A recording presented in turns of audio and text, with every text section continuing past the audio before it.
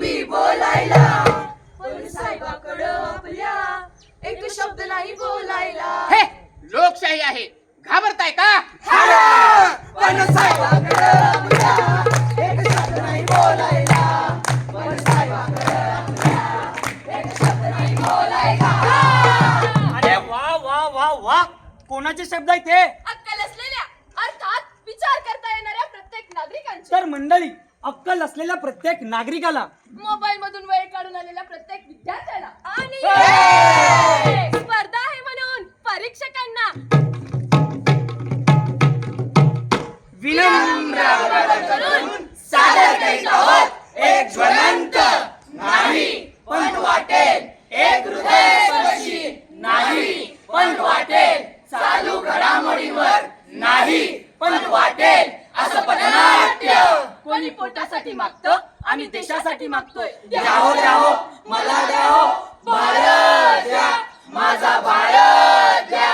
माझा भारत त्रेतायुगातला, अहंकाराविरुद्ध शालीनता, प्रेम आणि त्यागाचा. सीताराम सीताराम सीताराम सीताराम.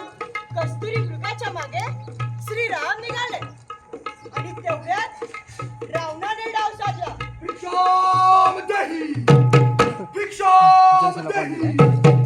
पण मी ही लक्ष्मण रेषा ओलांडू शकत नाही. अपमान, घोर अपमान. भिक्षाम देही.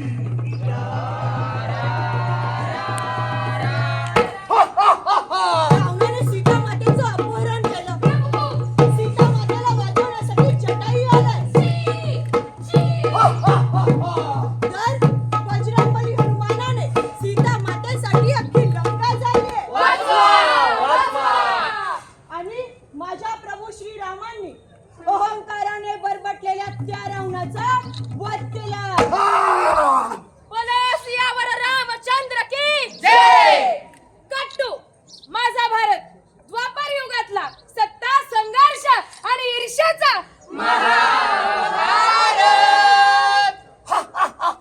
भांजे, आता काय जिंकायचं? द्रौपदी. जीताम जीताम जीताम. रामकृष्ण थांब, रामकृष्ण थांब. हाती घोडा पालकी जय कन्हैया लाल की. कट्टू माझा भारत मध्यकालीन युगातला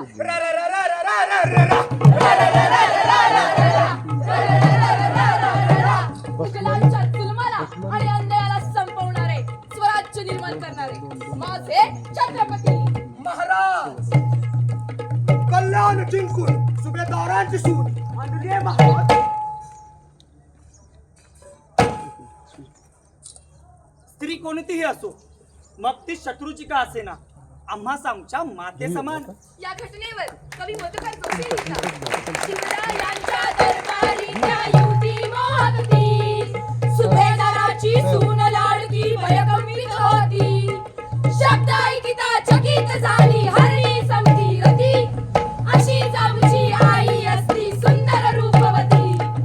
आम्ही सुंदर झालो असतो वदले छत्रपती, आहा वदले छत्रपती. रायगडाच्या पाषाणातून शब्द अजूनही येती, शब्द अजूनही येती. छत्रपती शिवाजी महाराज की जय. कट्टू आताचा भारत. व्हायरल झाली तिची क्लिप व्हायरल झाली. व्हायरल झाली तिची क्लिप व्हायरल झाली. त्याची झाली त्याची झाली त्याची झाली त्याची झाली. मणिपूरमध्ये दोन जाती तेढ निर्माण केली जाते. स्त्रियांवर अत्याचार केले जातात, त्यांना मारलं जातं, त्यांची नग्न धिंड काढली जाते.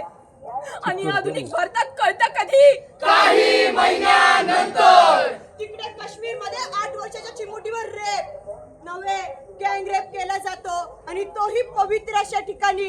आणि याच रेपीच्या समर्थनार्थ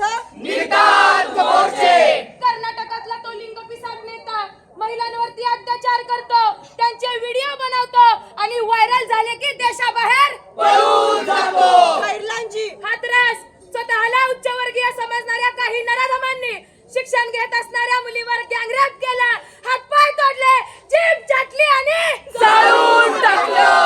6 महिन्याच्या मुलीपासून ते 80 वर्षाच्या वृद्धेपर्यंत कोणीही वाचत नाही. मग आता न्याय मागायचा कुणाकडे? बलात्कारालाच घातले जातात हातुरे. अरे स्त्रीला माते समान मानणारा माझा राजा, पत्नीच्या शिलाचं रक्षण करणारा माझा राम, बहिणीच्या आखेला धावून येणारा माझा कृष्ण. आजच्या भारतात असते तर त्यांनी पाहिलं नसतं की कोण कुठल्या जातीचा आहे आणि कोण कुठल्या धर्माचा आहे. त्यांनी जाग्यावरच न्याय केला असता. प्रेम प्रेम लिव्हिंग लिव्हिंग तू केलं, तुझ्यामुळे झालं, तू केलं.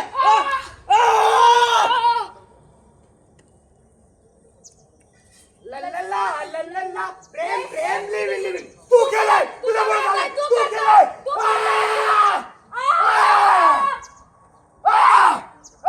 Breaking news breaking news breaking news.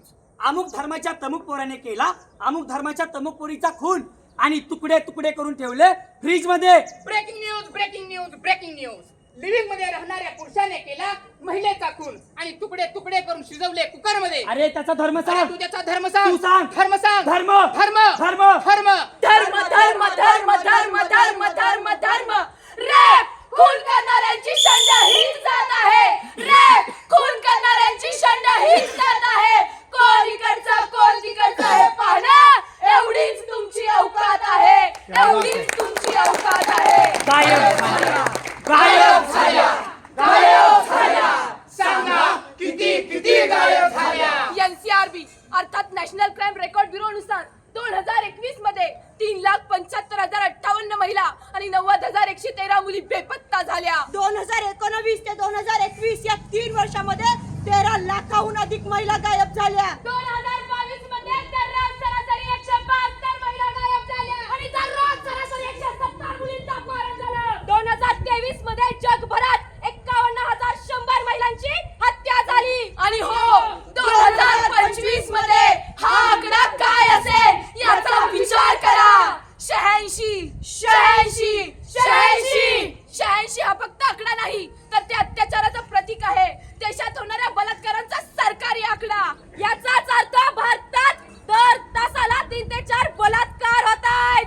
तर मुलींना लक्षात ठेवा, या कलियुगात श्रीराम श्रीकृष्ण किंवा महाराज येणार नाहीत, परंतु श्रीरामांसारखा स्वाभिमान, श्रीकृष्णासारखं चातुर्य आणि महाराजांसारखं शौर्य हे तुमच्या अंगी तुम्ही बाळगलंच पाहिजे. कायद्याचं रक्षण करणाऱ्यांनी जर पाठ फिरवली तर तोच कायदा हातात घेण्याचा धाडस दाखवा.